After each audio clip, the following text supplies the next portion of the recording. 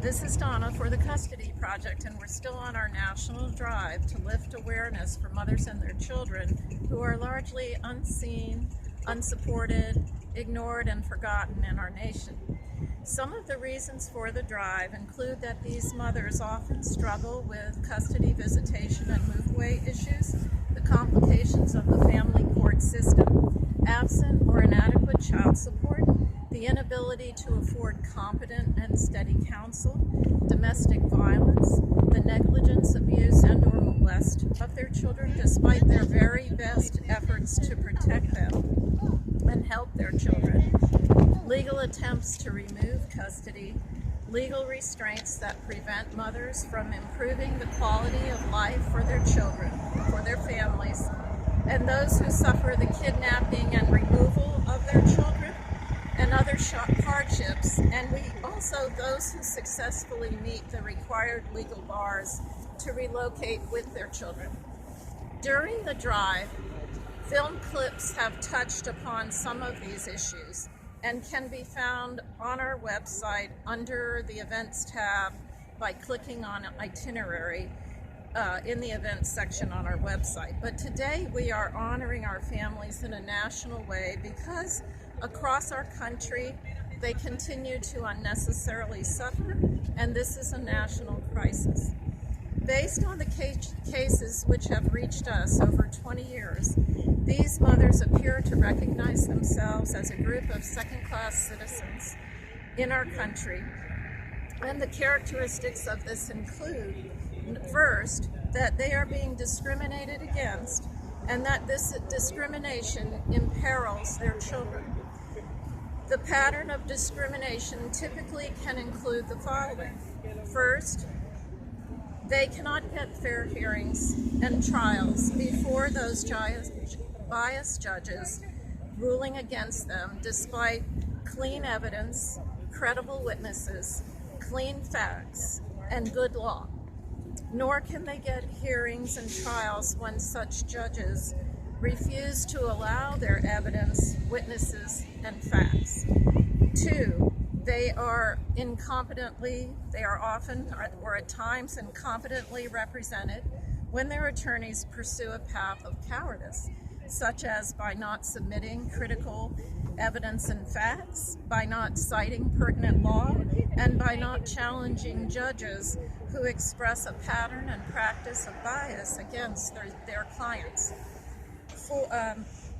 Three, custody can be transferred without true cause from a good mother faithfully caring for her children and attending to their needs and growth. And next, without true cause, contact can be diminished or halted between a mother and her children when this mother is faithfully caring for her children and attending to their needs and growth. 5, when experts and professionals involved in her case do not honestly report, document, and testify, the discrimination is expressed, as it can be when the caliber of legal representation for her is inferior, inadequate, or partial because she lacks the money for any or for better representation.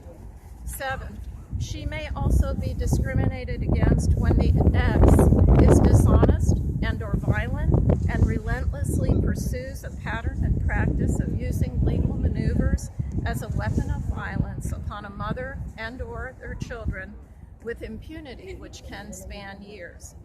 8, as they defend the best interests of their children, which means the health, safety, and welfare of their children, these mothers typically tap all assets, savings, income, retirement, etc., until nothing is left, taking time off work to attend critical hearings, sometimes losing their jobs because they cannot risk foregoing custody hearings regarding the safety of their children, and borrowing as much as they can from family and friends and through any other sources until all revenues are exhausted.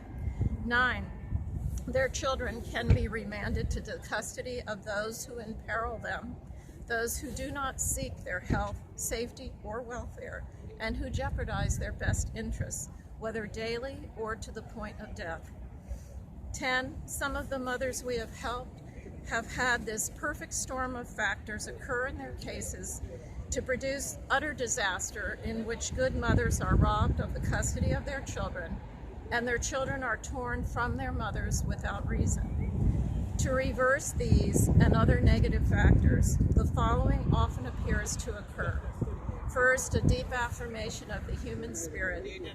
An indomitable spirit arises, in which mothers quietly affirm themselves and their children.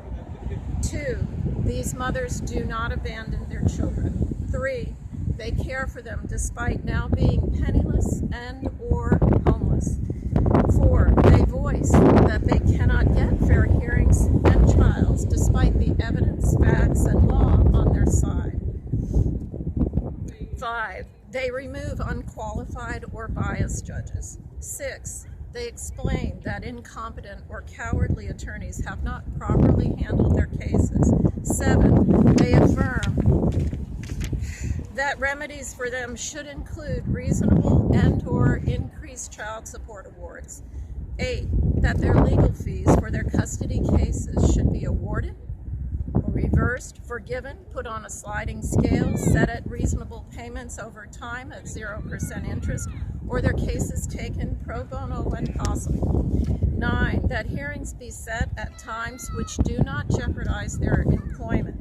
10, that fair judges sitting on the bench are required. 11, that courageous attorneys are fundamental. 12, they invite attorneys to step forward to help them correct, improve, and reverse the architecture of their damaged cases until they are cured and justice can prevail.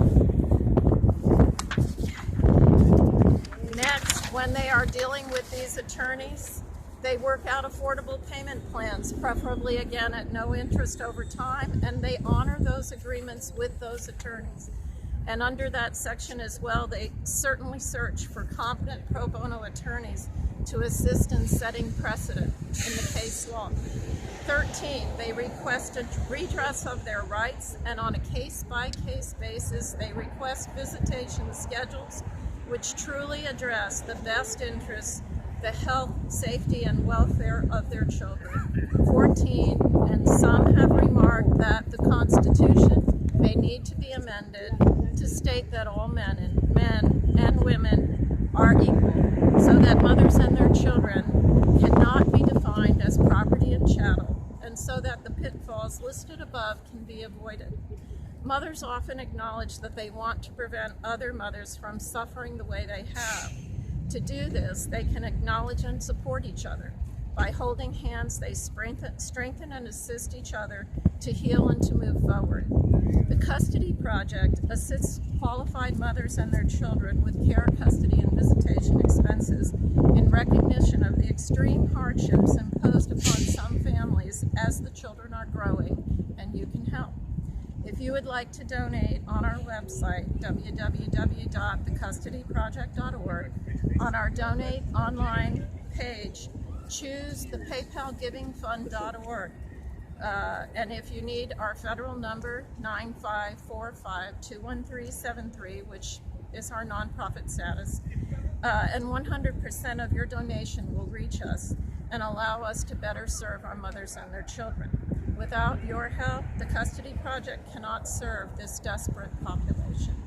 Although we are not taking calls until the drive concludes, you can visit our website for more information, and please remember we cannot help you unless donations are received. Thank you.